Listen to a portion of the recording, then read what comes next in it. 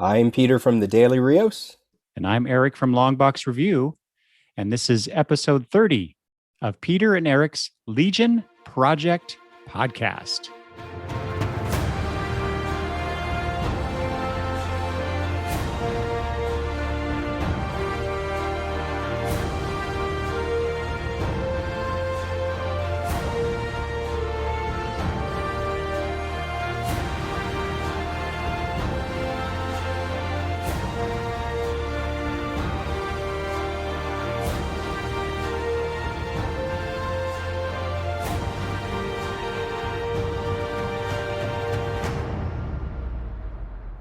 Hello and welcome to the Legion Project podcast. I am your host, Eric. And I'm Peter. And we are here to discuss issue 30 of the third volume of the Legion of Superheroes, Brainy's Lucky Day. He's going gambling, right? An issue about Ventura. Based on that cover, obviously, he just lost everything. His life savings. He's going to start drinking very soon. Aren't we all? So Peter, how's your week going? Hey, it's good. We're in the middle of summer. July's a boring month for me. I don't do anything. Theater again. No theater, no school. So it's kind of a boring summer, but that's fine. That's exactly what I want. Exactly what I need. Yeah. Just enjoy myself. I get to actually be tan. Last summer, I mean, I was out, but I was a pale mess, so I'm going to get some color this time. Well, I mean, look at me. You're not allowed out. You're not allowed out of I know, right? Place that's not, we have to childproof your entire house now. I got to wear a plastic bubble or something when I go outside. I know.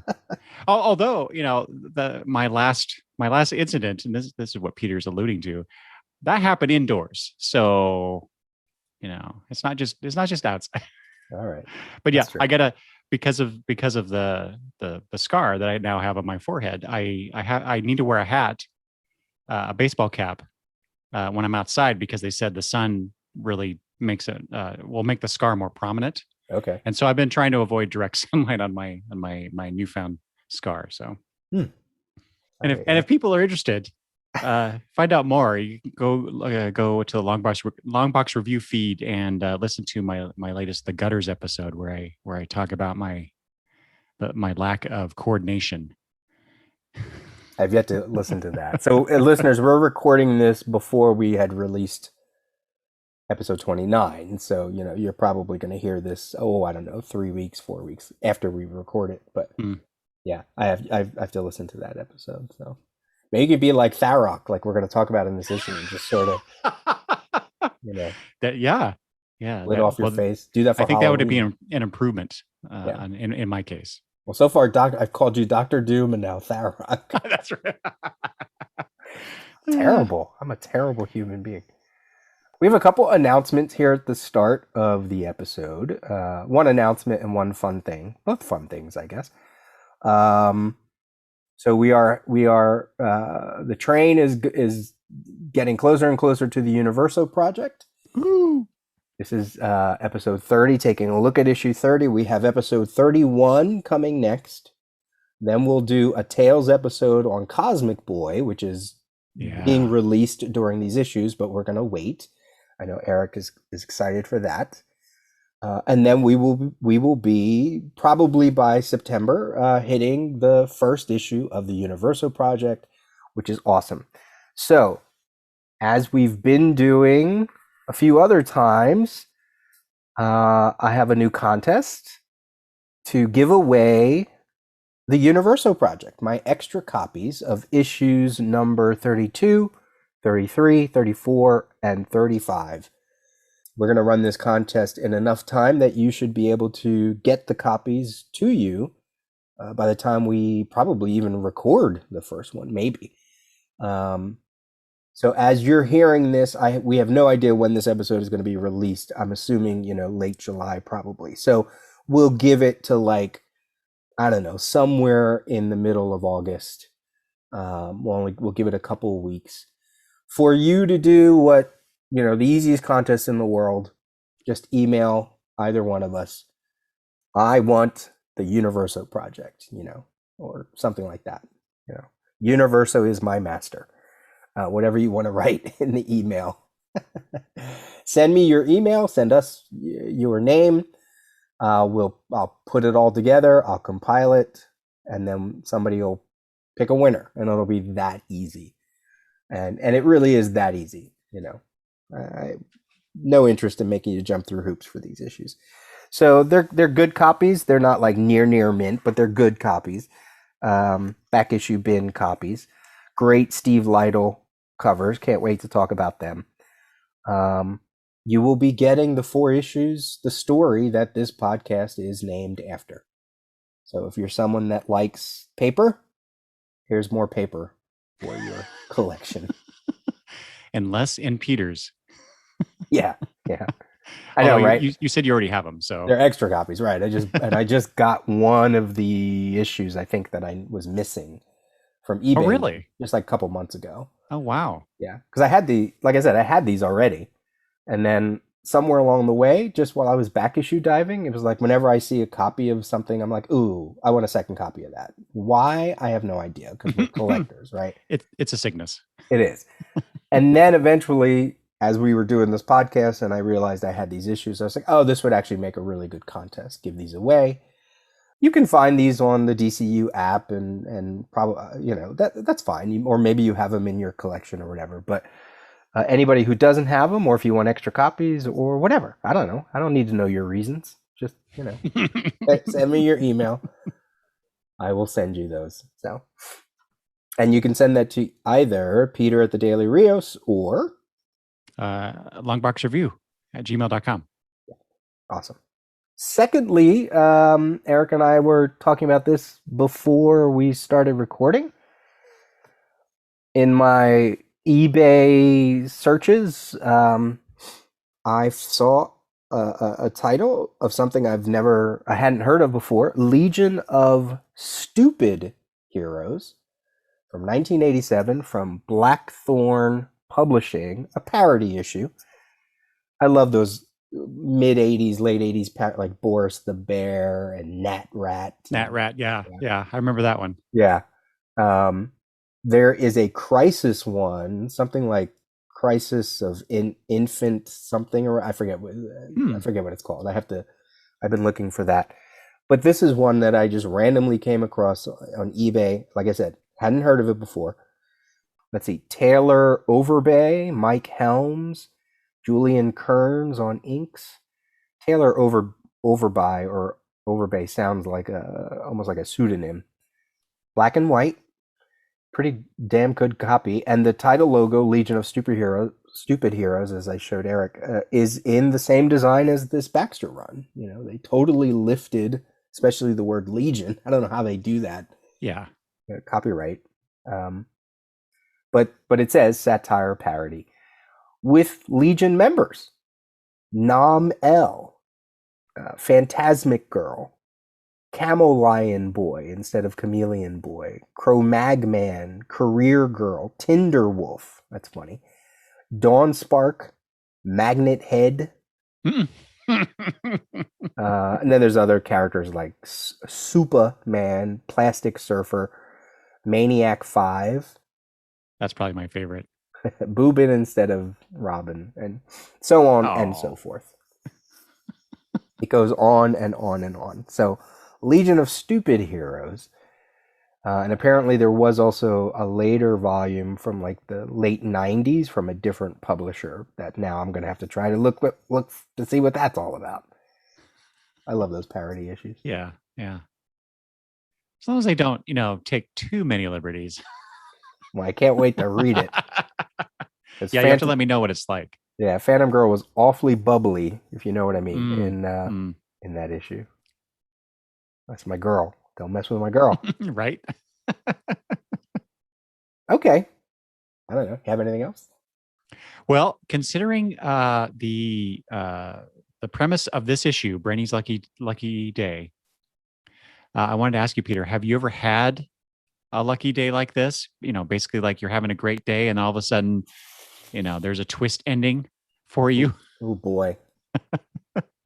Oh, I'm sure, when you go to work and you come home and your girlfriend dumps you, that's always Oh my God. interesting. Wow. I'm sorry. I did not anticipate that going there. Oh, I'll go dark. Oh, No, geez. no, I don't know. I don't know. I'm sure everybody does, right? You're Yeah. rolling along, and then all of a sudden, you know, an airplane toilet drops on your head. And Oh that's it. God. How about you? Well, I had something similar to this actually. Not to make it all bring us down at all, but yeah, I like kind of like you. I had a good day at work. I remember I was actually driving someone home to their home that I worked with, and my then girlfriend, now wife, Kitra, was with me, and she had to give me some bad news, which was my aunt who had an accident, a horse accident.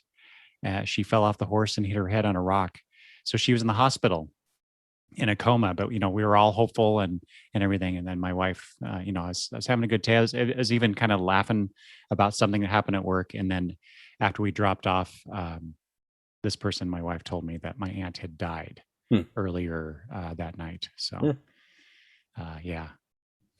Yeah, that's now you mentioned, I do remember going to a birthday party, and on the train to the birthday party, I was getting phone calls. Oh You no. get a phone call from your mom, whatever, and I couldn't get it because the reception was bad. Then I got another one. Then I got a call from my sister, one of my sisters, and that's when I was like, okay, what's going on? Yeah. And my uncle had uh, passed in a bad work accident. Oh no. Yeah, immediately I was walking to the park. It just hit me like, and I was at this party, and then I was like thinking, okay, I gotta go. I can't stay anymore. So yeah, that is okay. So if you're talking those terms, yeah. Oh, that's interesting. So that kind of puts the issue in a new light. Thinking in those terms. I'll explain what I mean, when we get into the conversation. So, Mm-hmm. boy, we're going really dark for I this know. Sorry about midsummer that. episodes. Sorry. Hey, let's give some good news real quick. I totally forgot about this. Did you see on Brian Michael Bendis's Twitter about there is more Legion of Superheroes coming? Promise, we're getting it done right. I believe you will be delighted, maybe even a tad blown away. Okay. People were talking about Legion, wondering if there was anything going on, and he responded. So that's what he Well, responded. that's good. Good. I did not see that. However, I did. I don't remember who now, but I was scrolling through Twitter as I often do, and came across some retweets from people where other people were having this conversation about the Bendis Sook Legion, and they were complaining about how long it's taking Sook to get the issues out, and this is why we're having this long delay. And they were saying, well, why don't they should just get somebody else to do it so that we get more Legion more consistently and all this stuff. I'm like, well, I guess I don't care about that kind of stuff anymore. Maybe when I was younger, it's I care to get you gotta get that issue every month, right? Now it's just like, just give me a good story. I don't really care how long it takes, and I don't care that we haven't had a Legion book in I'll just say months. I don't remember how long it's been since issue 12 came out. Mm-hmm. So if that's the case, if they're working on it, and maybe later this year, perhaps in the fall, that'd be a good time, I would think, to announce a return of the Legion. Mm-hmm. Well, I've been curious if they were going to continue that version of the Legion that we've been getting. And so if Bendis says that it's returning, then we must be, because they're not gonna revamp the Legion so quickly, I wouldn't think. And with Bendis on board, he wouldn't just redo his stuff like that. I wouldn't think anyway. So Yeah. I'm actually, I don't know. What do you think about this? The return of the. I know you haven't. I forget. Have you read all the issues? Nope, not yet. Okay. Okay. But I mean, that says something about your impression of the book, right? You don't feel that urge to go read it. So yeah, well, I mean, I don't know. I don't know if I'm also waiting for if we were ever going to do a podcast on it or whatever. You know what I mean? I don't know. I don't know what I'm waiting for. I really don't. I mean, I think at this point, any writer and artist that wants to do the Legion, they should just always reboot it from now on. Just even if it only lasts 4 issues, 10 issues, 12, who cares at this point? We have so many versions of them. It's like, go ahead, do what you want. Let me see. One of them will stick. Well, alternate future, whatever. Yeah. Yeah. Well, and considering, and part of the reason I was kind of wondering what we would get is because of the whole Infinite Frontier thing, and some of the stuff that I read in those lead up issues to Infinite Frontier. We clearly saw the our Legion from the 70s and 80s, and so all that stuff is valid now apparently, along with the Bendis Sook version. Wait, where did we see that? Where did we see it? In the there were two issues leading up to Infinite Frontier. There were two specials, and I forget the names of them at the moment. The Generations stuff. Yes. And those, and they were there. Superboy was in it, and the version of the Legion in the mid to late 70s, prominently in a couple pages. Okay. Involving Superboy and his whole story in those two Generations specials. Interesting. I just think they should, whenever revamps happen, reboots, revamps, that are clearly reboots, but yet there's like a question of, did the original happen? Yeah. I'm talking Battlestar Galactica, right? Like there was, you clearly saw the older versions of the Cylons. You clearly saw older versions of the starships that Adama used to pilot. Or think of the V series, right? When they rebooted the V series, even though I hadn't watched it, I know there are elements of the original, like actors from the original who came back. I think when they do that, I think there's something fun about that, and it makes people, I think, accept the new version more. So like when we were speculating about what is this new Legion going to be, and I said, okay, here's what you do. You have the new Legion, but then you somehow go even 1,000 years later than the Legion, or a couple hundred years, and they are the kids, or they are the ancestor, the descendants, or whatever. Like, I think I even speculated Bendis's Legion. What if the character Element Lad wasn't really Element? He took the name Element Lad, but really he's Sunboy, or he has powers like Sunboy. Like they totally just were like, let's picking names out of the hat. Let's go Silver Age. Just pick names out of the planetary machine. You have fire powers, but we're gonna call you Polar Boy, haha, because we're wacky. We're in the future. and then make something dramatic happen, and then they actually have to become heroes, but they're reminiscing about who they're modeled after. Like that is there's precedent. The very second or third appearance of the Legion of Superheroes, they were saying they were the kids of the original ones that they met. That's right. Like explain that. Go back and like make a concept about that. So I think that's why I'm standoffish of that series, is because I don't want to go into it. But he's, wrap it back around. We're getting more Legion apparently. When? Who knows? So, all right, let's talk about the Legion that we do like. That I like. Ooh. That I like. Okay. Legion of Superheroes, issue 30. Take it away.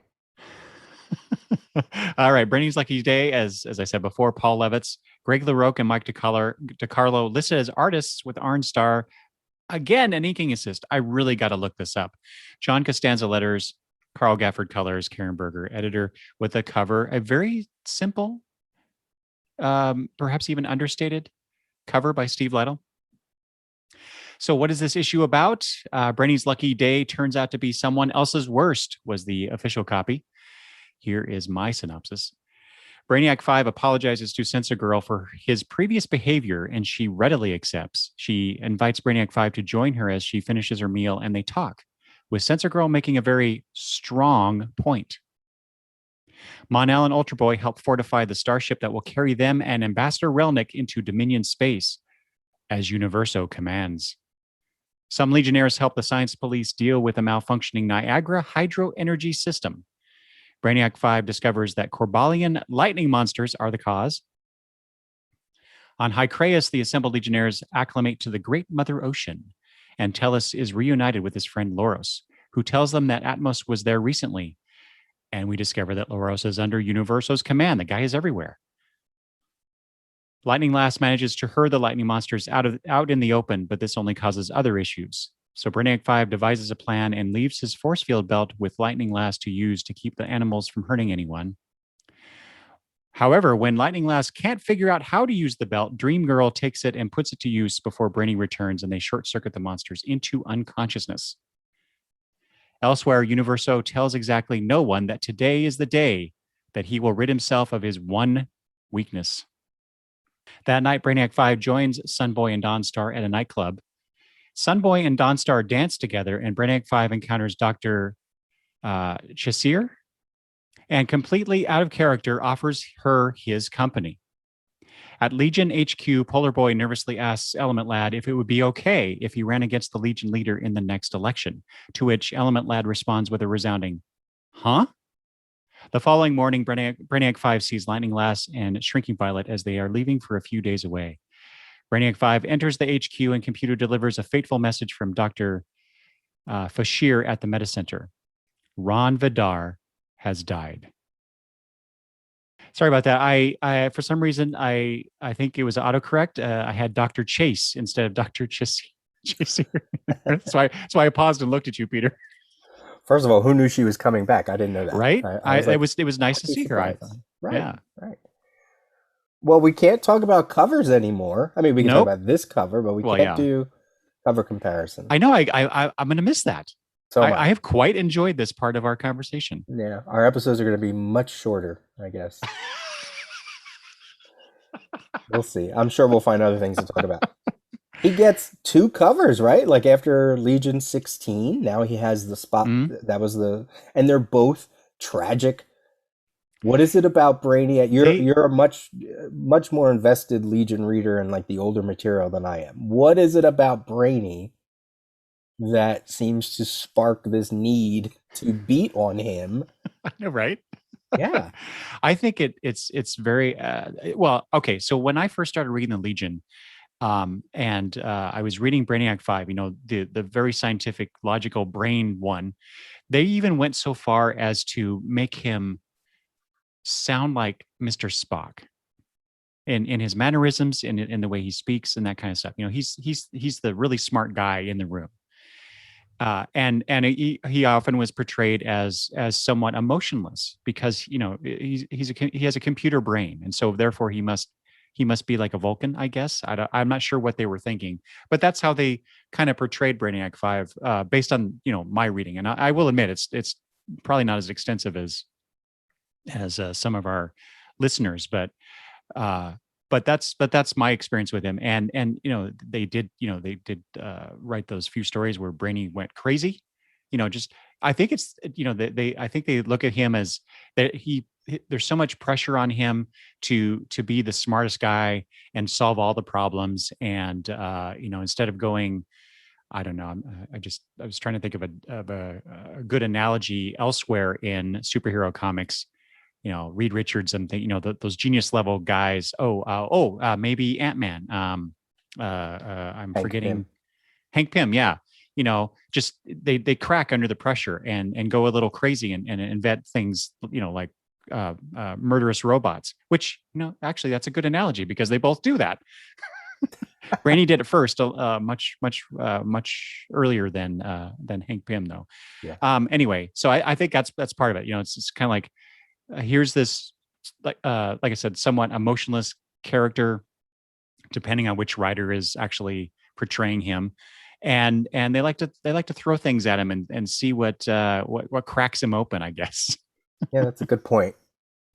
Plus, and a lot. Sorry, a lot of what you just said is on display here too, right? He is. Mm-hmm. He does. There are times where he comes across as cold or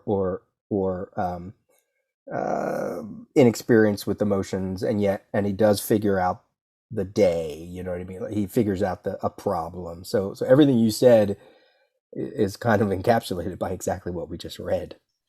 And Brainy being Brainy, he is a bit aloof, because everybody else is dumber than him. Not that I don't know. It never comes across to me like he thinks he's better than everybody, but he is smarter than everybody. And so because of that, I don't think that we see Brainy having a lot of friends, even though he's with the Legion and they're his comrades, and they depend upon each other. We don't really see him hanging out like, say, Mon-El and Ultra Boy do, or Lightning Lass and Shrinking Violet, right? We don't see those kinds of connections with the other Legionnaires. There is an exception, of course, with Ron Vidar, who is an honorary Legionnaire, but because of their scientific interests, they have a commonality there, and over time, although I think most of that has been off panel, so to speak, because it's talked about, but we haven't really seen it on the page. But they have developed this friendship, and so when Brainy gets that unfortunate news, it affects him very greatly. And this is the second time in so many issues. I think the last time we saw Brainy crying was the Crisis crossover, or was that technically a Crisis crossover issue when it wasn't branded as such, but right, okay, yeah.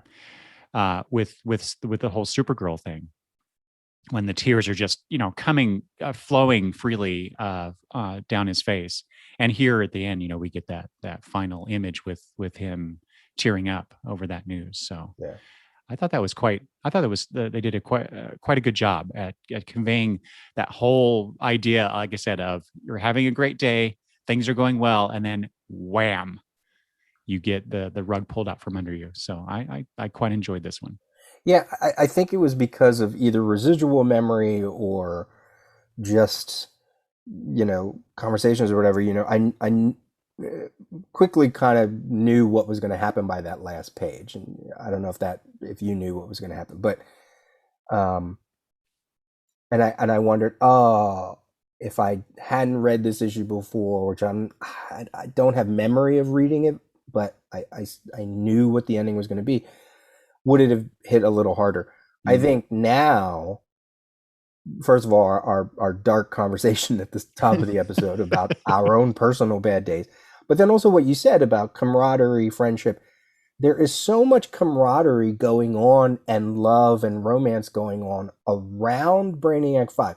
Okay, this exactly what you just talked about, that he doesn't have a lot of friends, blah, blah, blah, has made me like this issue even more. Out of the two previous issues, Starboy, Starfinger, and now Brainy, this is probably now close to my favorite of the three, although I do like the Starboy issue, because he is swimming in the middle of Timberwolf and Colossal Boy arguing about Moop's ball, and Shrinking Violet and Lightning Lass making plans to go do something as friends, whatever their burgeoning friendship is, whatever that is going to be.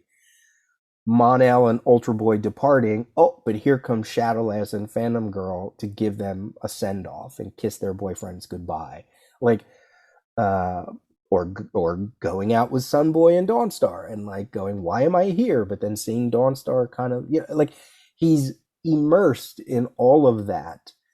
I almost could see it as like, if you compare what happens at the beginning of the issue where he's talking to Sensor Girl, residual feelings of all that who is Sensor Girl stuff, right? Believing it was Supergirl, and all this other stuff.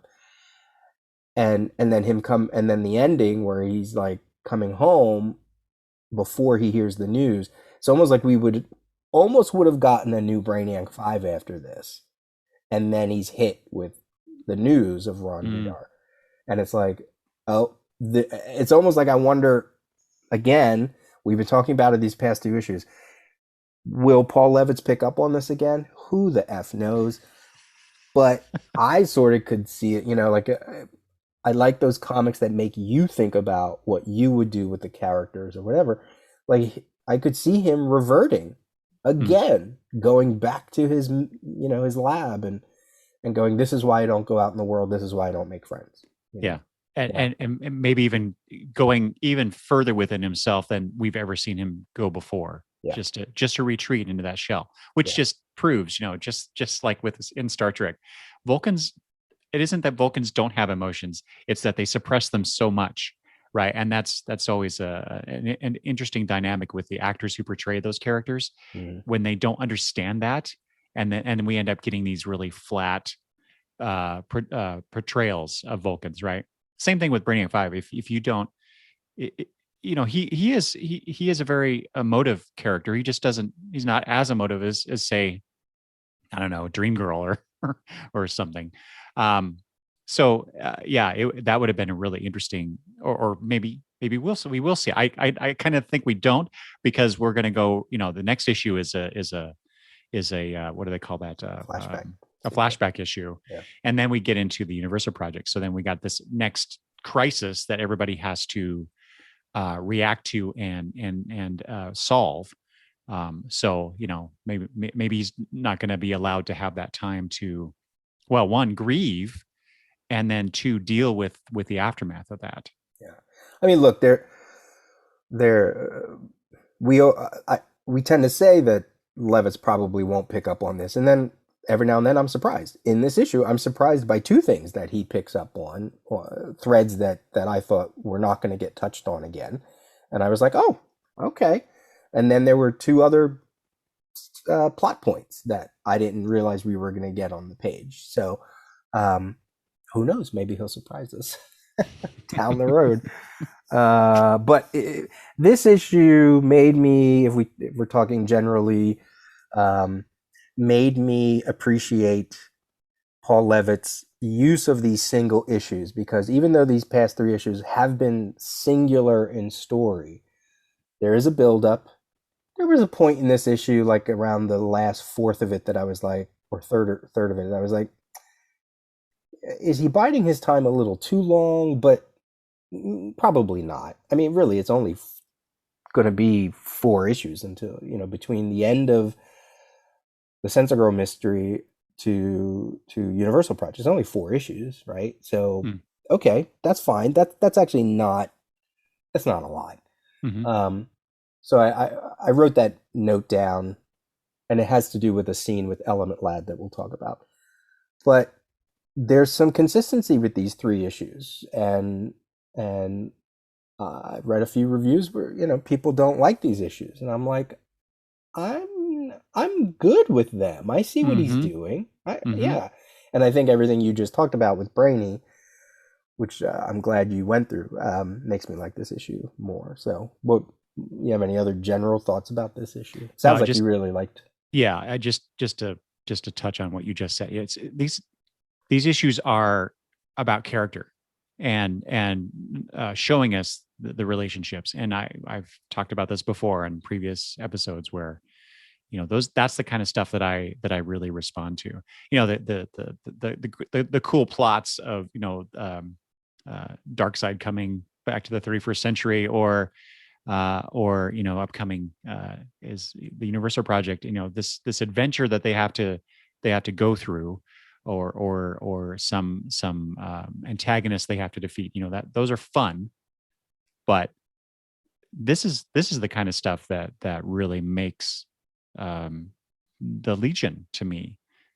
So I don't understand the criticism of these kinds of issues. So yeah, like my perception of why the Legion became popular for anybody who was really like reading the Legion as it was coming out, like even if you want to say like 60s, 70s Legion, was that they liked the Legion because of all of the potential, right? One little bit of dialogue and they're like, oh, Timberwolf is this, one other little bit of dialogue and they're like, yes, Saturn Girl is the Iron Butterfly, or whatever they call it, one time. But really, all those stories are high adventure, right? Like especially Yeah, Silver Age, yeah. right? They're very high. It's all adventure, and people picking at each other, and just and them saying, "Well, I come from the planet this, and we're grr," whatever. And then you get like the '70s stuff where okay, a lot of that romance and Mm-hmm. partners, and it makes me wonder all this characterization stuff. I feel like my perception is it was mostly off panel or in tiny dialogue until you get to the writers who really show it on the page. And I think that's later Legion, right? Like, isn't that Mm-hmm. like 70s, and especially what we're doing now? Yeah, Like you said, yeah. this is a character issue, or like the Starboy issue, which I know there are some people who, I read a review that they didn't like that issue. They thought it kicked off, several issues where it was just more. I don't know what they were looking for. I don't know. I dug it. Mm-hmm. Dug this issue, especially now talking with you, and I'm finding more things in it that I really liked. So, Well, and we have, if I'm remembering correctly, because there have been other issues like this throughout this now 30 issue run, where we have these interstitial stories that are pauses, or a slow down, and a stop and slow down kind of issue, a breathing issue, between the adventurous ones. And as I recall, we typically tend to really respond well to those. oh yeah, So this yeah, is no different. yeah. I did write about the cover. Um, I guess we should have known where it was all going to end, as you alluded to earlier. Brainy's Lucky Day. Oh, it's a good cover. It's a good cover. It would grab you, I think, on the newsstand. Yeah, I kind of wish, because it's a very simple black cover, which we typically don't get a lot of all black background covers, um, and just him sitting there, right, with his face in his hands. But then they kind of ruin it for me with this big white blocky text that says Brainy's Lucky Day on it. I guess just to heighten the mood, I guess, or the contrast of him in this pose in this dire moment, and then we get this, I don't know, uh, not jovial. I know it just the the title and how big it is on the cover just kind of undercuts to me, and actually kind of overpowers the moment that we're seeing here, Brainiac 5 experience. So that's the only criticism I'll lay against this cover. It's got to stand out on the racks. That's Right? true. I get that. I understand why they would have that big white blocky text on that black background, because it would stand out like that. Yeah. But yeah, still, it's just like. Plus, I also like notice the Legion of Superheroes title logo is colored this, I think the same color or very similar to the color of Brainiac 5's outfit. So I thought that was a nice touch. I mean, at the same week that Legion of Superheroes 30 was coming out, if these resources are to be believed, Elvira House of Mystery number 11 was also on the stands with her, voluptuous body and riding a broom. So it's like, when you're a little kid, when you go, oh, boobs, it's like, oh no, Brainy's Lucky Day, yeah. Also, Superman 1 was coming out at the same time. So, they got to fight. It's got to fight. You got to fight for your place on the rack. Uh, did the ending surprise you? Did you know it was coming? What was your reaction to the ending? It well, I already knew it because when I came into the Legion later, and I realized after our last episode recording that I think I said issue 38, and that's not that's it was actually earlier than that.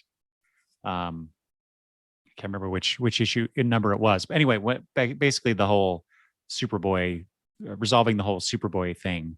That's when I came back to the Legion. Um, at some point along that way, I think there was mention of Ron being dead.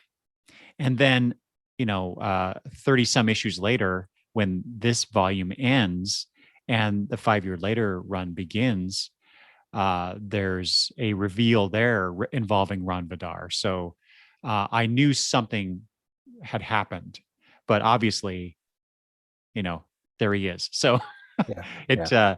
It was, unfortunately, I feel like because of that spoiler aspect to it, the impact of the end of this issue was lessened. Okay, yeah.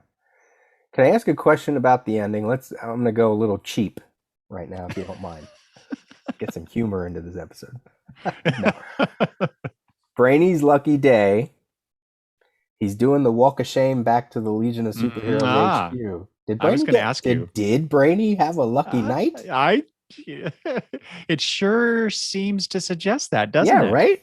He meets up with Dr. Chaseer again at that club, and she's got him, linked in the arms when he's going to go take a stroll back to the HQ, but he doesn't make it until the next morning. Well, how late was he out with Sunboy and Dawnstar? I guess is the question. Maybe it was really late, and he walked Dr. Chaseer back to I don't know where, and he's just on his way back into his apartment. I don't know, but yeah, I wondered the same thing. It's like, are they really suggesting that they got together? Yeah, I don't know. I mean, the time shift between the club scene, then they cut to the Legion headquarters. It does look like it's still night. Well, he does say you're out with the dawn today, so this is the next morning. That's why I said, how late was this? But if that's the case, well, no, yeah, because the previous scene with Element Land and Polar Boy, that seems to indicate that it was still the same night, right? And then we get the next morning, right? But then dawn, maybe it was only a couple hours. Yeah, I don't know. Yeah, you might be right. I don't know. Okay, well, let me ask you this. He looks awfully smiley. Well, yeah, I was gonna say he is smiling. He's happy. This is a Brainiac 5 that we rarely get to see. So I don't know. I don't. So in your head canon, did they? Absolutely. Okay. Yeah, I'd like to think so too. If not, they got some good snuggling or something. Because I mean, he had such a chaste relationship with Supergirl, and there hasn't been anybody else, as far as I know. Yeah. And she seemed to like him in that issue 16. So, the Doctor. So, yeah, I mean, if anything, if you want to go with the theme of the issue, potential, right? Things that, if he's letting the Sensor Girl stuff go, if he's letting the idea that the people around, they never really know they just call him intelligent, and then when he corrects like his teammates about what his intelligence really is, he saves the day. He's like, you know what, I can start a new course, and maybe he sees Dr. Chaseer as like, I can start new, right? This is a very sweet coda, or whatever you want to call it, to issue 16 in that regard, where he makes amends with Sensor Girl, with Jackie, and he might see a potential relationship, even though it's not on the page. I think it's heavily implied, and then wham bam, Monday hits him in the face. So, in my headcanon, they did do something. I don't know what they did. What's whatever the 30th equivalent of second base is. Maybe that's what they did. No, I'm saying they went all the way. Okay. All right. It's hard. I don't know how to talk about this issue, oddly enough. What points do you have?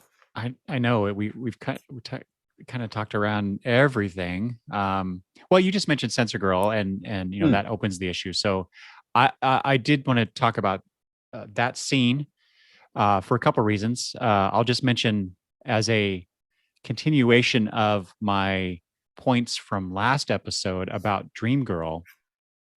On the very first page, notice her sitting there in between Brainiac 5 and Sensor Girl. She's in the background, but she is in between them. But notice how she's sitting there alone, closed off to a degree. So I think we're seeing some great continuation of characterization throughout these issues. So I just want to point that. Plus, we also get Shrinking Violet and Lightning Lass. They're in the opening scene. They're in the final scene. So that's a nice way to bookend the issue, even though they don't really have a whole lot of importance to the story itself. So just artistically, I think that's a nice touch. I think it's the closest LaRocca's come to really paying attention to every aspect of the visual medium. You Yeah. know, yeah. Yeah, like I said last episode, to me he's really starting to fire on all cylinders. There's a lot of some other things in here that I may point out too, but Yeah. just some wonderful storytelling qualities. Despite the fact that there's too many panels here, my one criticism of his work, too many panels where the backgrounds are just splashes of color instead of actual stuff. So, but anyway. But I really wanted to talk about with you is that the conversation between Sensor Girl and Brainiac 5, the Yes. apology that we've talked about, her reaction really to this whole thing. I just, oh God, I loved it. Showing their friendship, showing that these are characters that have known each other for a very, very, very long time. That in my mind, which may be wrong, the only really thing that connects them is that they're Legionnaires. Mm-hmm. But yeah, I thought Levitz was he just really was nailing everything. The conversation, the personality. These were the two things I talked about that I'm glad that there was some more page time given to. First of all, a mention of Karate Kid. Thank you. Yes. Okay. I feel like the death of Karate Kid lives over a lot of this volume for me, because I keep wanting them to, say that they lost this member, and have a reaction to it, and we get it every now and then. But then again, it's another little beat of the Who is Sensor Girl stuff, because I think, as you mentioned way, way, way back, that you wanted to see what Brainiac 5's reaction was going to be, and now we kind of get it to a degree. But also that he had to come to Jackie because he really in his heart wanted it to be Supergirl, but it's not Supergirl. So does that make him disappointed? But it's his friend, Mm-hmm. So Mm-hmm. yeah, I really dug this opening sequence. Well, and it also goes to show that he's not this pompous character, guy that who hides his own mistakes, right? Or doesn't own up to his own mistakes. He comes forward. He cares enough. This is how I'm interpreting it. He cares enough about Jackie that he's going to initiate this. He's gotten to the point. It's taken him long enough, to get here. But he finally comes and offers an actual apology to her face, and she's so accepting of it. I think she talks about it here. You didn't think I'd accept so easily? Quite frankly, no. She says, after what happened to Val, there's your Karate Kid reference. Let's say I acquired a sense of proportion. Friends, she says. I thought this was interesting, how she put this. You're of old and noble lineage on Kalu, Brainiac. One lapse of taste doesn't banish that. And that's doing a couple things, right? That's her explaining how she sees the situation. That what did she say? The sense of proportion, right? It's like, yeah, I can understand why you did what you did, even though it was a violation of my privacy. And that's referring to that he invaded her personal quarters. Mm-hmm. He was always constantly needling for information. Yeah. But it also, again, with character, really puts to the forefront, how Jackie sees things. She is from a monarchy. She was queen of her planet, so she sees things in that kind of a royal or regal perspective. So she would relate to Brainiac in that way, in the way the word she said, old and noble lineage. The fact that he is a descendant of, although I don't know, not all kings and queens are great, right? So, right. but they're still part of the lineage. So, descendant of the original Brainiac, so to speak. So, I really like how Levitz is touching on a few different things with this scene, but then a couple of things. She tells him to smile. That to me also says she cares about this guy. It's like, don't worry about it. You wronged me, but I'm okay with it, and I want you to be okay. So let's move on. So that says a lot about her. However, she does hold his hand, comforting him, also comforting him. But then, a very subtle, or maybe not so subtle, but she subtle through words, but not action. Still, once is ample for a lifetime, right? And she very, as this is my allusion to the strong point. She's, squeezing his hand really, really tightly that we even see the sound effect crack. Very much you better not do that again, buddy. I just loved it. I have to be honest. I missed. I was a little confused by this. I thought she was saying, "I have seen your troubles and your pain. It would be crude of me not to have forgiven you. Still, once is ample for a lifetime." I thought she meant, I only need you to forgive you once. You don't have to. But now I realize she's that is what she's saying. She goes, you only get one. You only get one of it. Yeah. I missed the crack thing. Okay. God, such a bad reader. Why? I don't know how I missed that. I've just seen so many movies where kings or queens, or people in a position of power like that, in the way that they deal with their underlings, they can be very forgiving of slights to them from these other people, right? Or very not forgiving and off with her head type situations, right? And so that's kind of where I'm coming at in this scene. It's like, or coming from in this scene, it's like she is that monarch still, even though she's a queen without a kingdom at the moment. That is still Jackie to a T.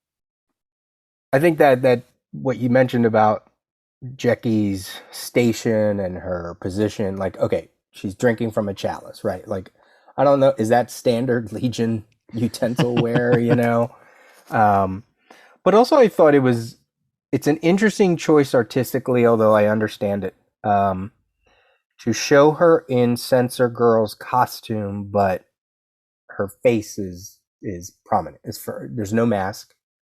Maybe there's no need for a mask anymore, but she talked so much about the choice of being Censor Girl, using this, creating that identity and what it meant to her. And I don't know if it feels like a contradiction to being in the costume, but yet we see her face, or it's just strengthening her beliefs that, okay, yes, I am Jackie, I am the former Princess Projectra, but I really am Censor Girl. That's why I wear the costume. I don't know. Do you have any thoughts about that? Does that strike anything for you? No, that's a good point. Although it would, I think if they had shown her with the Censor Girl mask, this scene would have played very differently. Because we got this really intimate moment between two fellow teammates who have known each other for a long time, but there was this indiscretion on B5's part. And if Jackie was wearing the mask, well, first of all, she wouldn't. Well, I guess she could, because it's all illusion, right? The mask isn't real, right? That's not. Who knows? We don't know, right? That hasn't been really firmly established what this is. I mean, if you think about when she was revealed, Emerald Empress stripped away everything. She was in her Queen Projector costume. Yeah. So the whole thing was an illusion. So interesting that anyway, getting into the minutia of Jackie's powers. But yeah, I mean, she could have been drinking, I guess, even though with the math, that would have been an interesting visual. But I like that they did it this way, because we get to see both their faces and their facial reactions. Albeit there, really aren't that many, but you get that face-to-face, eye-to-eye interaction. And I don't know that would have played as intimately if she Sure. were wearing the Sensor Girl mask. Anything unknown drives me mad. Scientifically, personally, it's rather terrible sometimes. That's an What a understatement. right. Yeah, Computo. What was the other? Omega. Omega. Computo again. The list goes on. Oh, the poor guy. Yeah. There was something I read. Continuing. Sorry, I think I'm about done with this scene. But there was a letter writer in a later issue suggesting that something could develop between Jackie and Brainiac 5 based on this scene. Peter's face is like, meh. I mean, So I was curious what you thought about that. I wouldn't want it to be that way, right? Not every interaction has to end with a romantic tingle, you know? Yeah. Yeah. And what you mentioned about her cracking his knuckles, cracking his fingers, you know, which I missed. That's not, she don't have that in her head. Well, that's not the equivalent 31st century equivalent of dipping a girl's pigtails in ink. No. I hope not. And can I say how many of our potential younger listeners out there do they understand that reference? Right. That's a pretty old. Sorry. Or even just why would he? I mean, especially in the issue where Dr. Chaseer shows up, I think it almost would be gross if he was going to have feelings for her. Now, if he had feelings because he's immature when it comes to that kind of stuff, okay. But he thought it was Supergirl. You know, he's clearly would be projecting, no pun intended, his own feelings of what he thought Sensor Girl was going to be onto who it actually is, and that's opening up a whole dangerous can of worms. And see, given that, I agree with you. Given that, had this scene been drawn with her, with the mask, with the blonde hair, that would have, not doing that really goes to your point, and so it really undercuts that idea to me that he's harboring some feelings for her. Yeah, I don't buy that at all.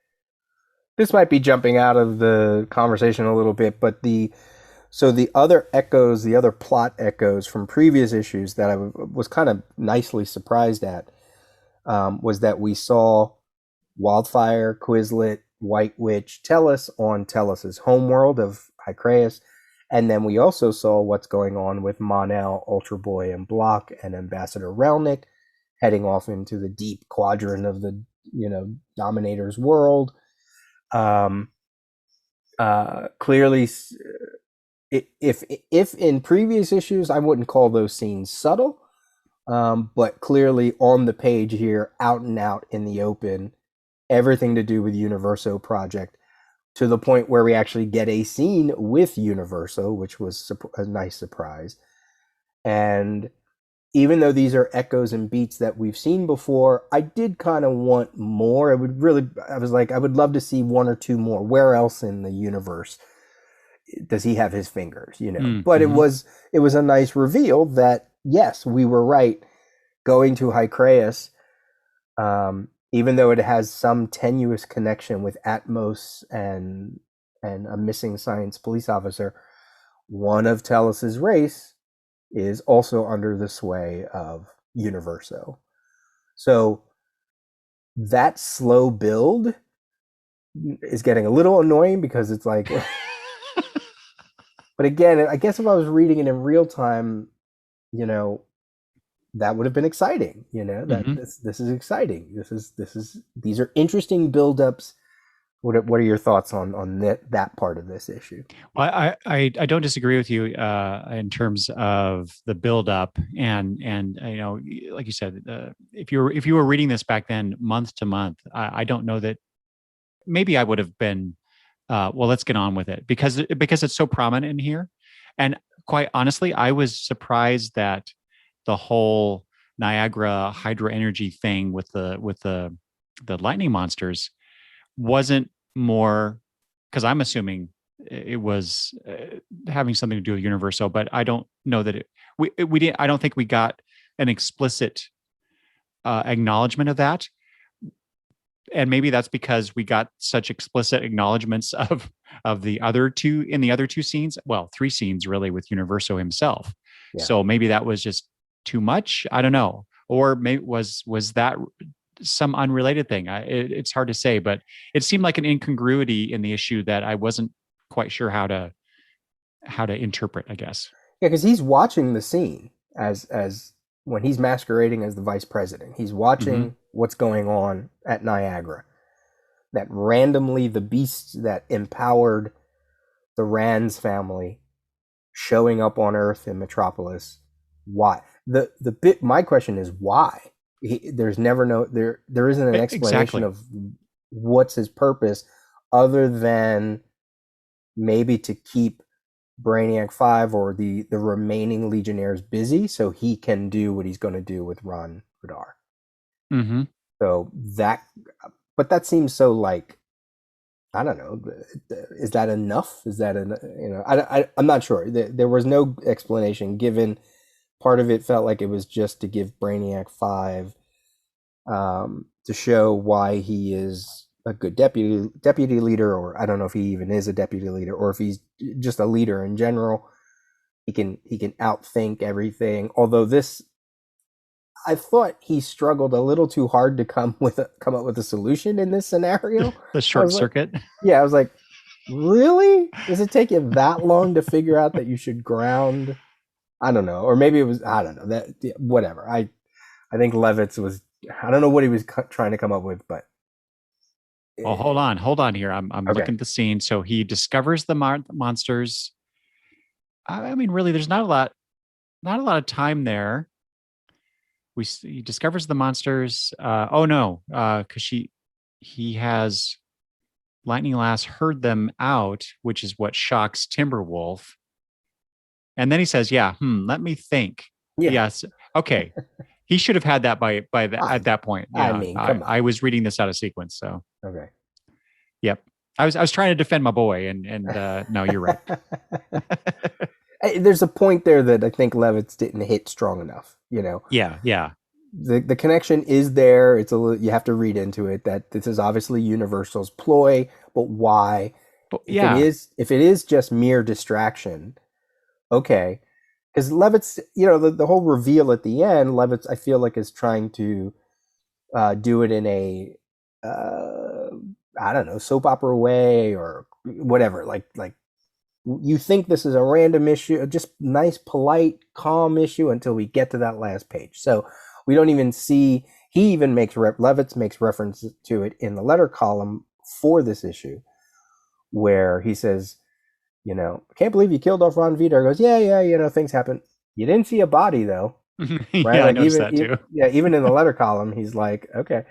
So, the one thing I did get out of the Niagara scene is Dream Girl, our girl Dream Girl, who's just making a name for herself throughout. In fact, I think most of the not to be binary, but the female characters are way more fleshed out, way more interesting in this volume than the men. Mm-hmm. Whereas we get a story with Brainy, we get a story with Mon-El, that seems to work. But the arc, the journey, and I'm going to have thoughts about Element Lad in a little bit. The arc and the journey, the men don't have journey. They have some, but they don't. Polar Boy is currently in one right now. I think he's in a very interesting journey. If you go back, maybe Magnetic Kid. Yeah, but they're not as deep. They're not as character changing as the women. Right. And here comes Dream Girl, and she's like, "You mean to tell me all this time you never looked at Brainiac 5 punching the buttons?" Like, she's like, "Give me that thing." And she shows, number one, why she's Dream Girl. Number two, why she's smart. Yeah, like that's something I learned from this volume and from the Who's Who, was that she is very smart. And she has one small scene, and it's like, yeah, great. He loves this character. She is so good in that scene. Yeah. Yeah. Yeah. That scene, when, and this goes to my earlier point about LaRoque's draftsmanship. that scene where Lightning Lass is saying, "How do you use this thing?" And Dream Girl's like, "Oh stars, give me that belt! All these years, like you said." And she grabs the belt. The look on Lightning Lass's face as she's looking at Dream Girl, I just dug that. That's the third panel on page 15. Mm-hmm. Just like really. So she, Lightning Lass is a bit annoyed, but then yes, then we get to see that wonderful scene with Dream Girl showing her prowess, her scientific prowess, her observational skills, her leadership. There's so much to this character. We talked about a lot of that last episode as well. There was something in the letter column in issue 35 about this issue, about how if Dream Girl can use the force field belt, then why is it even special? Why doesn't Brainiac 5 make force field belts for everybody to protect them? And therefore kind of lose his singularity, his specialness, I guess, right? But Paul, in his inimitable way, kind of explains it away, suggesting that Brainiac 5 might need to use his 12th level intelligence brain to use the belt properly. Dream Girl can use it in a pinch for a very limited reason or way, but it really takes Brainiac, tweaking the controls to use it properly. So I don't know if I buy that, but it was a nice idea. Right. Jumping around again. So the Universo scene, he says one step left and then the last act begins. And there's a point about this that I'm going to bring up when we talk about Legends too. If you go back and try to follow those steps and follow those phases or the acts, I guess the first one was putting himself into this position of power. The second one was what? First injuring Ron Vidar, trying to take him off the map a little bit. Mm-hmm. I mean, I guess it also was an attempted assassination, if you could say. And at the same time, and maybe even slightly before that, gaining control of all these individuals, his chess pieces on the map. Right, you're right. On the board. You're right. Yeah, I didn't even think about that. That's true. And then the divide and conquer that we've been talking about these past 3 issues too. Mm-hmm. And then whatever this last act is. Yeah.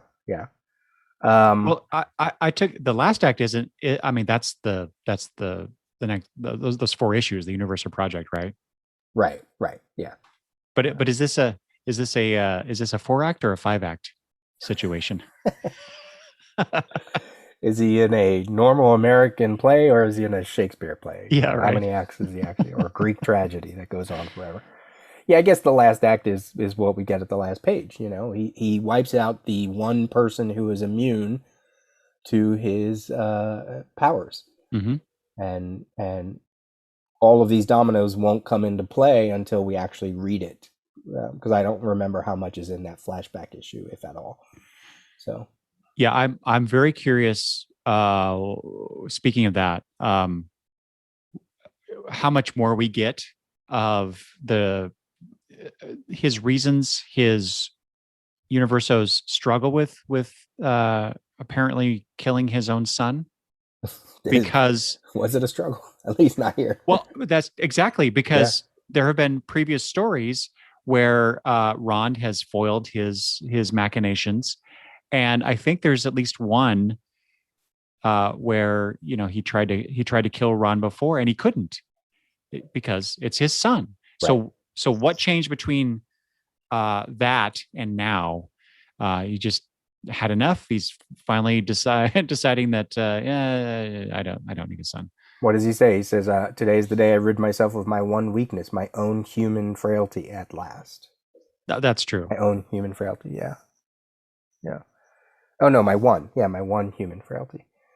Do you want to talk about Tellus's homeworld? Did you like that little trip to Icraeus, and we get to actually see a little bit more of this random city and there were. again, this going back to LaRoque and how he's depicting some things.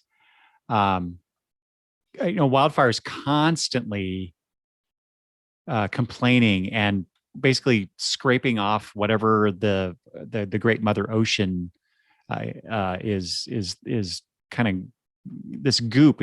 I think he refers to as something like that. Gunk, he says, actually. Lucky thing, this gunk is sticking to my containment suit and blocking my vision.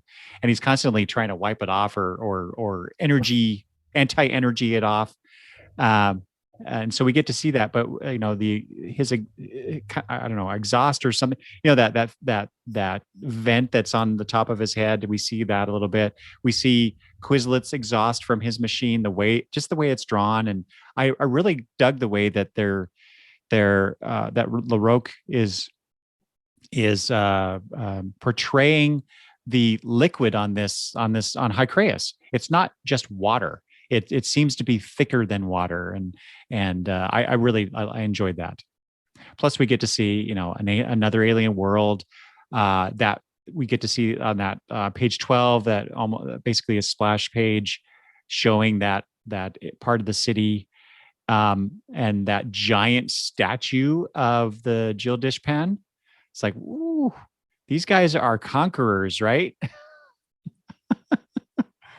Even though that's kind of not how Tellus portrayed them in the previous issue when he was describing the interaction between the two races. So, is it any wonder his people, go the journey that they go? They seem easily duped, or at least innocent, naive enough that they'll believe whatever. Which is interesting because they seem to be a race of telepaths. That's how they communicate. Or maybe because of that, they are more prone to being, I don't know, what's the word? Just kind of susceptible to suggestion. There you go. That's to bring it back to Universo. Yeah. So I liked a couple things here, that their homeworld is clearly within the sphere of influence of the Jill Dishpan, but then, that the United Planets is also part of them too. Like, I love that world building stuff. That's amazing. He meets a friend named Loris. You could almost see that Lytle's original plan for the characters about the gem on the forehead and the little nodules on the back, like if they would just color them differently based on their emotionality, you could see that playing out here. I think it would have been really interesting. But that the character doesn't call Tellus by his real name. He uses Tellus. He uses his superhero name. And well, and considering what we'll talk about it later from the Who's Who issue, I was blown away by the revelation of his real name in that Who's Who issue. I'm like, because like you said, his friend calls him by Tellus. What do we ever get an explanation for this? I thought we got his name earlier somewhere along the way, like in one of those. Was it in like issue 17 where they did the different profiles? Didn't they list their name? I don't know. I thought somewhere along the way we saw his real. Maybe I've just forgotten that, but I could be wrong. But to play on Wildfire's characterization, which by the way I thought he came off as a great big jerk in this scene, just in these scenes, just a complete jerk. How is that uncharacteristic of Wildfire, though? Because I thought it was worse this time. Oh yeah, for shut up. Yeah. We get it. We get what's going on. He is such a one. He's such a baby, and two, very intolerant of this species. I don't know, because they go the two friends go and meet each other. They almost look like they're in an embrace. Part of me thinks that, did they kiss? Did they do, because he goes, "Eesh, I'm glad I can't see or else I might be sick." Like, oh yeah. What was that? Like, that whole species thing again, but I thought that was even more, I thought that was much harsher than it's been. Is he's I'm really stretching this, but he almost comes across as a bit xenophobic. Oh yeah, for a guy in a suit that has no human body, Right. he's the last one. but Yeah, but that I was mean, terrible. but he it's hard to really fully accept that characterization, because he's in the Legion. He interacts with all these different species. He often is a mentor to new Legionnaires, although Yeah, to be fair, most of the Legionnaires are humanoid, so maybe there is something to that. he's a gatekeeper. Yeah. Oh boy. This is something that I'm sure Levitz will not. That is a path that he will not go down with this character. No, no. but it has been evident. So, and then in the second scene is where we see a member of Tellus's race. Everything is prepared thanks to my master, Universo. Yeah, but what does that mean exactly? I'd be interested to find out how all these different groups, the separated groups, how is that those situations that they're in, the stuff on Harcreus, the Dominion stuff. I'm probably forgetting some other things. How are those things going to keep those players off the board, or is that even Universal's purpose at the down the road? Is it something else besides keeping them away from Earth? Yeah, I mean, I definitely think it is. Like when you go to that Element Lad scene on page 25, which I wrote in my notes here. So Element Lad is at his monitor, doing the whole mission monitor duty thing, giving us the most obvious exposition right? that Levitz has ever given us, I think, to Yeah. this point. I was really surprised by that. Or is that just to demonstrate that Element Lad is a good leader and that he sees patterns emerging or has seen a pattern emerging? Well, I think that's the story aspect of it, right? Like he's figuring it out for himself. I think a little late, but he is figuring it out for himself. But on the comic book terms, I was like, boy, you might as well just slap a Claremont narration box right here and just say, here's everything that has gone on. Yeah. So in a writing aspect, and that was the point where I was like, are we biding our time with this story? But anyway, to your point about him as a leader, I think it shows. I don't think he comes across. Okay, first of all he does is sit at the damn board. Every time we see him, he is at the mission monitor board. Okay, I get it. He's the leader, but he's not taking any sort of hands-on approach, right? So he's a leader that's not. I'm sure there's been other leaders that have been like front and center, telling Captain Riker, "I'm going down to the planet," and just going, right, Commander Riker. So he's not. He's sitting around a lot of every scene we see him in. He's sitting in a chair, and then Dream Girl rubs up against him, and then now he's sitting in a chair, and here comes Polar Boy. You know what I mean? So he's very reactive. Yeah, and I think that Levitz. So I have two questions about this. Like, first of all, is he a good leader anymore? Has Levitz sort of given up on him? Secondly, we get this scene with Polar Boy. Everything that you've been asking about Polar Boy, about like, why is he taking an interest in some of the novice members of the Legionnaires, and why is he, being super headstrong? And well, here we go. Have we had? Did they announce an election in the letter pages of one of the issues that we've read? They must have. Like that must. Yeah, we must have missed that because we're supposed to get the result of that very soon, and yet this is the first, I think, in story reference we have to an upcoming election. Is Levitz gaming the system? Oh yeah, he clearly is, right? Yeah. Or is he seeing how the votes are going or something? I was like, wow. No, I can't except for maybe this issue. I can't see, because given how long it takes to create these over time, and the timing for, well, I don't know. I guess it depends on how long ago they announced it and are getting their letters from the readers. But I would think not, but who knows? Okay, I have here next Legion election is announced, issue 24. Oh wow.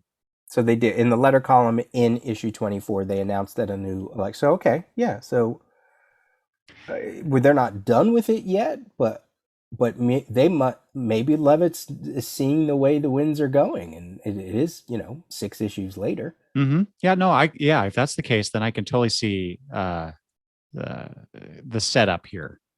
What'd you make of the whole polar boy?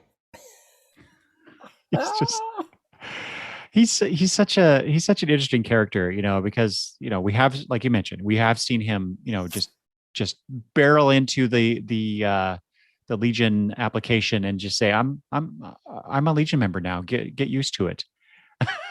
and then the mentoring, the fact that Levitz has been focusing on him and keeping him front and center, and he's not the goofball that Giffen often portrays him as, at least in that Legion of Substitute Heroes special, and others. But that on the other hand, he is giving his leader, his current leader, respect and props, right? It's like, would it be okay if I ran against you? It's very, I don't know. It's very nice of him to do what he did. Polar Boy's a nice guy. I don't know. I think he's sniffing. He's sniffing the. He's sniffing. Oh, you the think there's something more sinister here, under the surface? Maybe not sinister. So you don't take him at face value that he's genuinely concerned about upsetting Element Lad by running against him.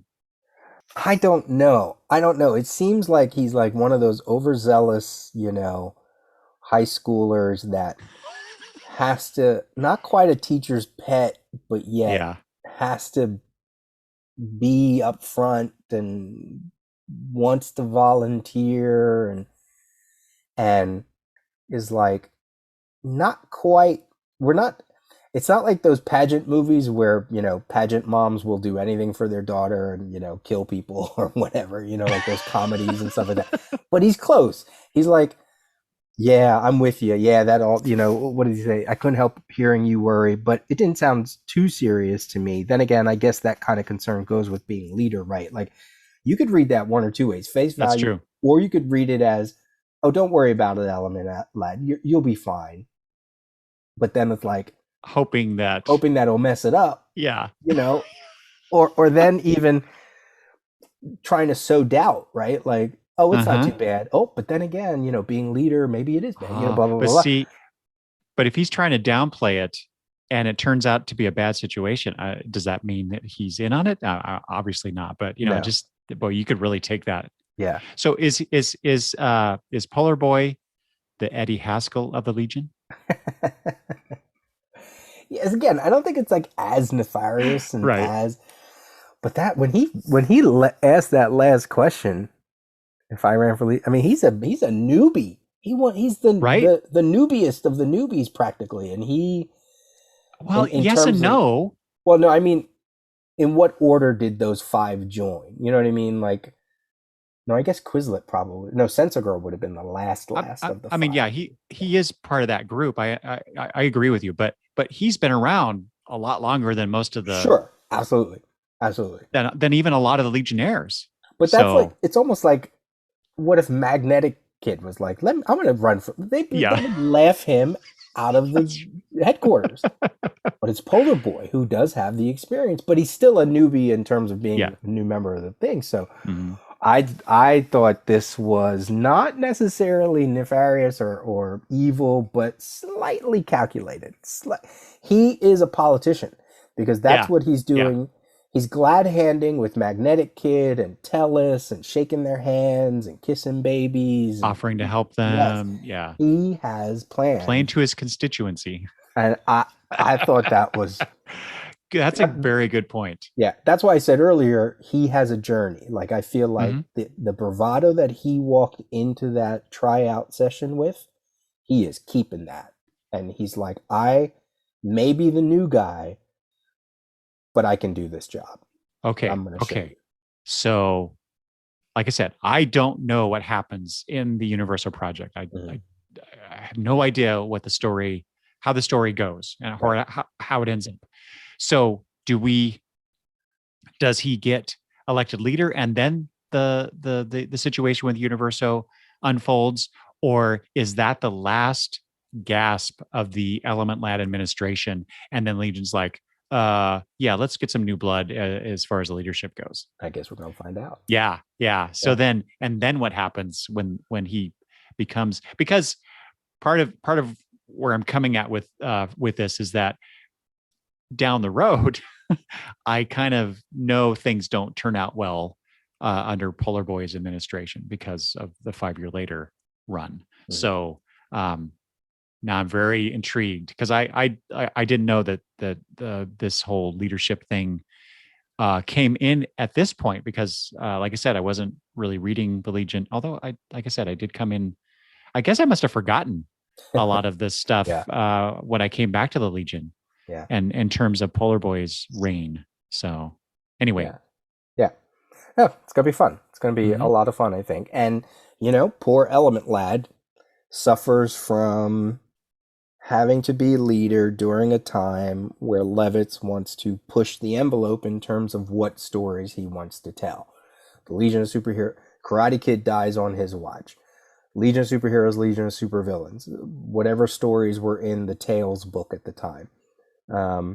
Then you have the whole Who is Sensor Girl mystery and the Crisis and a new Fatal Five forms. Universo practically pulls the rug out from under the entire Legion under his watch. Like, as good as a Legion leader, because he was kind of understated and calm and not sort of headstrong and fiery like Dream Girl or whatever else, or one of the other ones that maybe was all like rules.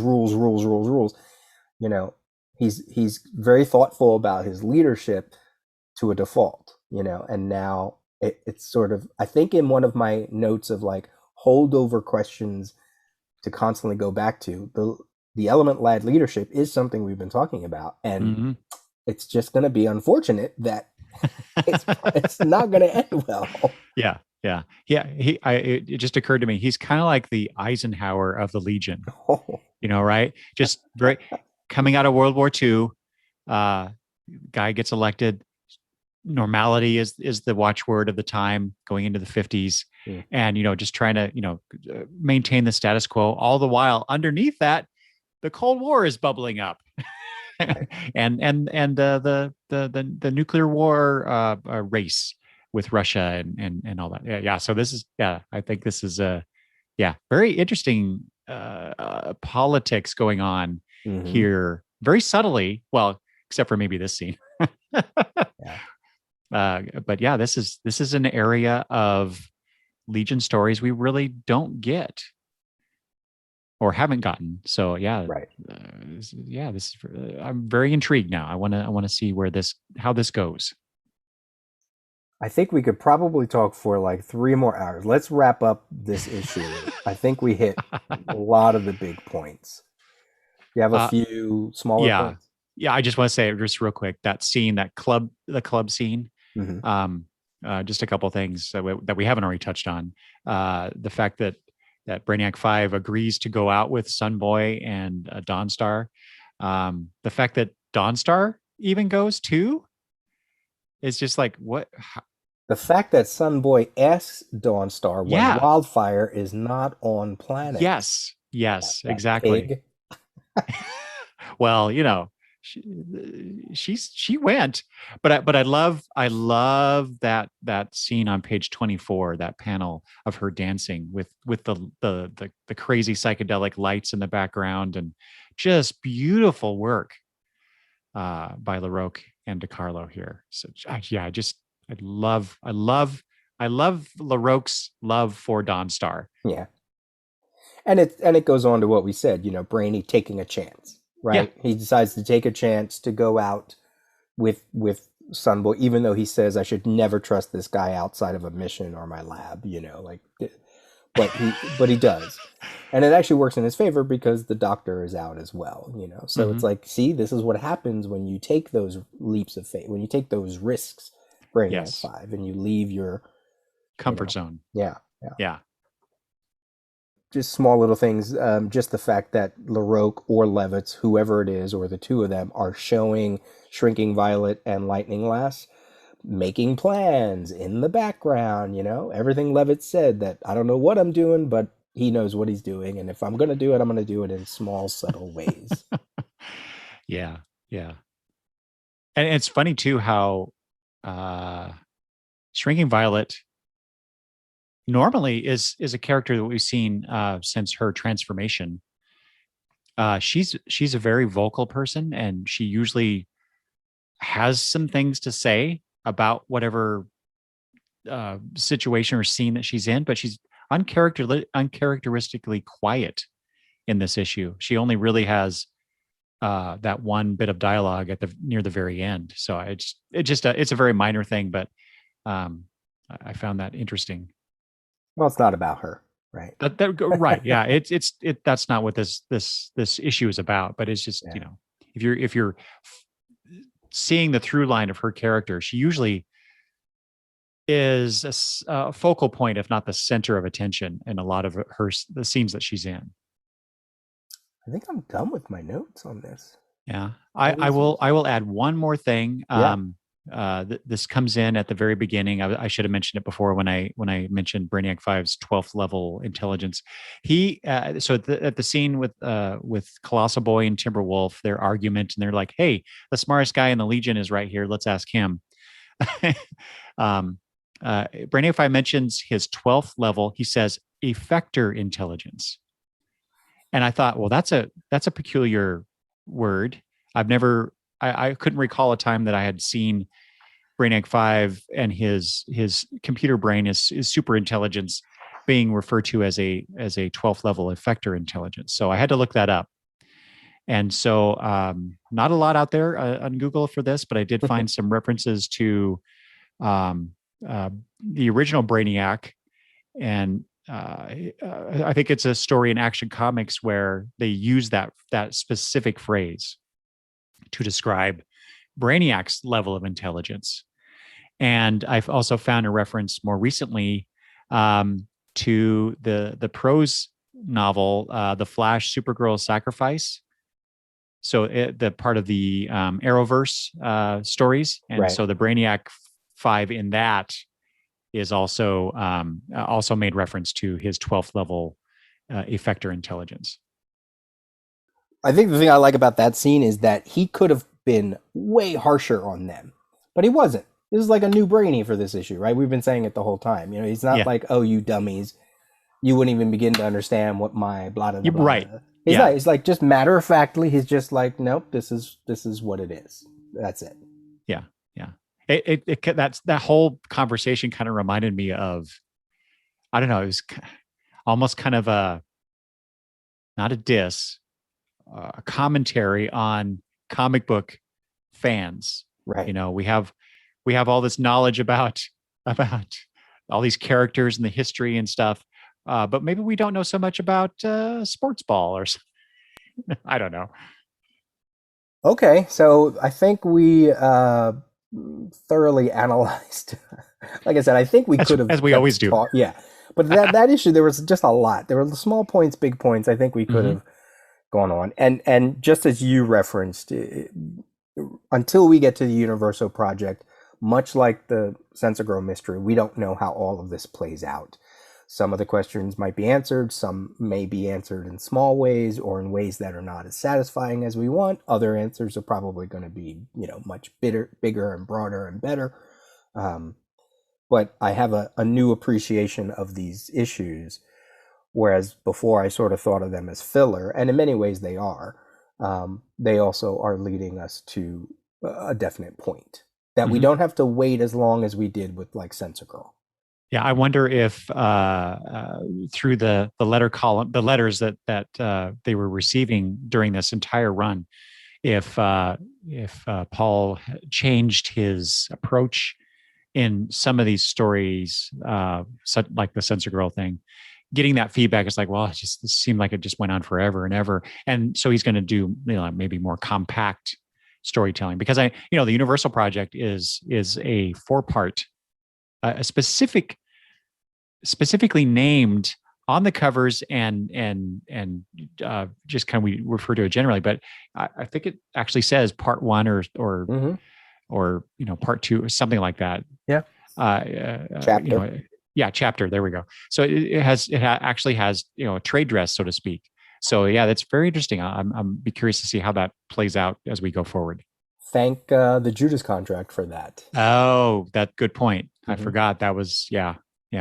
I think that was, if not the first, one of the very first, certainly one of the major, because the Dark Phoenix saga was named after it was done. That was named in letter columns or conversations, or maybe it was a chapter title, but it was never a trade dress, as you mentioned. And we've had banners like Crisis. We've had tie-in banners. Secret Wars 2 had little corner triangles.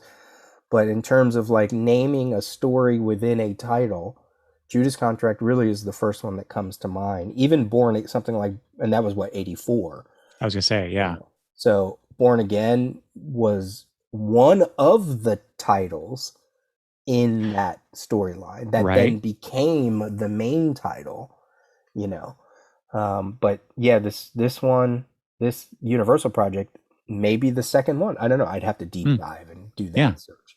But then eventually it became the norm, and then suddenly everything got, 10 Nights of the KG Beast and Many Deaths of Batman and Panic in the Sky, and although I don't think that had, or that might have had one, even like in Starman, the Will Payton Starman, there was Seduction of Will Payton or something like that. Like everything had to be, here's 4-issue stories, here's a 4-issue story, here's a 5-issue, here's 6 issues, here's it just exploded all over the place. We weren't getting trades back then. Not deeply. No. Yeah. So yeah, this interesting. Yeah, that whole time period was just, it seems to be like they're moving towards that kind of approach to collecting certain storylines. Right. Yeah, I mean, we could go on and on, list the Titans hunt, but this, again, we're still at 86. And all that is like late 80s, 90s, Spider-Man assassination plot, and just, so it'd be very interesting to see. Now, the indies might have done it already, and certainly miniseries had a certain trade dress and all that, but when it came to series, few and far between this early. So that would be a fun research project to figure out. So then we hit the back half of our episodes, where we take a look at Legion of Superheroes throughout the DC Universe, starting with Who's Who number 23. We are covering also Legends, the event du jour of 1986. We're throwing in this week the start of History of the DC Universe. So these are all books that came out in October. So we're going to look at the first issue of History of the DC Universe in regards to the Legion. And then there is also a Legends tie-in, Firestorm issue number 55, that we will, get to when we get to, and we can have words about that issue. But that's it. Relatively small this week. Even though it sounds like a lot, believe me, it'll be small. But we start with Who's Who 23, taking a look at the Legion characters of Tellus. Once again, the Who's Who matching kind of, sort of, with the issue. Tharok, Timberwolf, and the Time Trapper. So let's start with Tellus. What did you learn? What did you think of this entry? Well, this is I referenced this earlier, but this is where either discovered or rediscovered because I forgot that Tellus's real name is Ganglios, which goes to your point of the fact that Loros calls him by his apparent superhero name of Tellus.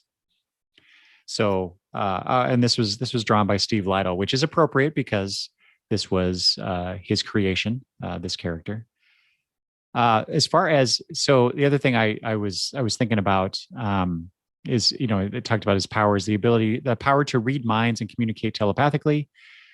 In addition, he has telekinesis, basically, right? But in the issue 30, when we see him interacting with Loros, it is very clearly they are communicating telepathically. So that is a function of this species. So, but yet is Telos apparently has the ability to use or has telekinesis, right? So is that his quote unquote superpower? Is that he can move things with his mind as opposed to just communicate with his mind? I mean, it doesn't really matter in terms of his Legion membership because they wanted a telepath since Saturn Girl is not an active member at the moment. So I just thought it was interesting, though, that they actually say he has this ability as if it's a special thing, but his telepathy is not a special thing, or at least not in the way that we've seen so far. Or just enough that it makes him different. I even wrote in my notes, could he be considered a mutant of his race? Right, exactly. That's what I was thinking as well. What do you make of his logo? Is that supposed to be like an undersea coral or something? That's kind of how I took it. Right? Yeah, because you can see the base is clearly the rock surface of the ocean, but then the stuff growing out of it, to form his name. It's interesting. And it just goes to show, an artist like Steve Lytle he really has an understanding of not just what the character looks like, but what the character is, the whole of the character.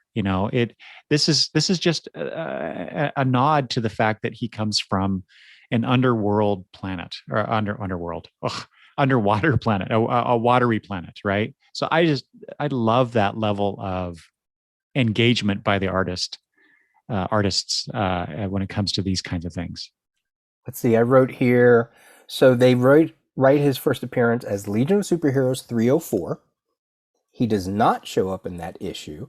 That is my first Legion issue ever that I bought off the rack. It focuses on the Academy. And in it, there is a scene where Nightwind and Lamprey are talking about Wildfire. And Nightwind says about Wildfire, he's the only one I know worse off than our friend in the special wing over there. Mm-hmm. At least he had a choice to become a student here on a world that's almost impossible for that species. Wildfire didn't have a choice. So we never saw Tellus, but they're making that his first appearance, at least in terms of who's who, because of the strong reference. Now, there's that little creature that eats metal that's running around, and part of me was like, I hope that they didn't think that was like Tellus when he was a kid or something like that. That would be weird. Yeah,